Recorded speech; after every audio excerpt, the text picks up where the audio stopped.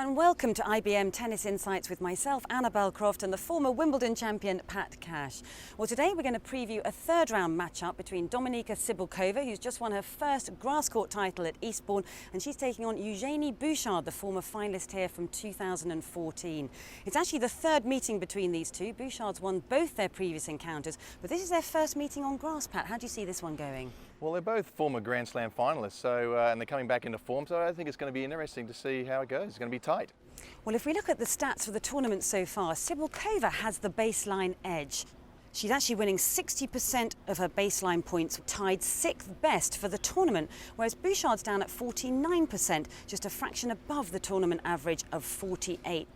Is that the confidence that she's taking from that Eastbourne win? Well, there's nothing like having a tournament win, and she's certainly full of confidence. She's not a big girl, she's really powerful, but she's also returning really well. So she's getting the first hit in after the return, and then she's trying to dominate the game. But of course, Bouchard can hit the ball very hard as well.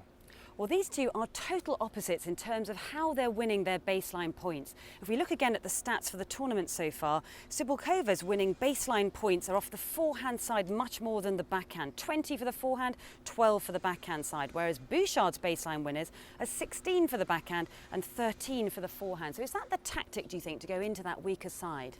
Well, I think it's also the way that they play. Cibulkova has a big forehand. She likes to run around and hit that forehand. So she's looking to hit the ball inside or down the line and winners. And that's where she dominates the point. Sometimes she comes into the net. But Bouchard, she's quite comfortable on the backhand side. So she doesn't need to run around and hit forehand winners. She's quite happy to hit either way. But that's why we see Cibulkova hitting almost double the forehand winners. Neither of these two are reluctant to get to the net, but Bouchard is much more likely. Let's take a look at the stats once again for the tournament. Bouchard's been to the net 42 times, winning 64%, whereas Cibulkova's only been to the net 15 times, but a much higher ratio of points won, 80% of them. So how much are we going to see these two at the net today then?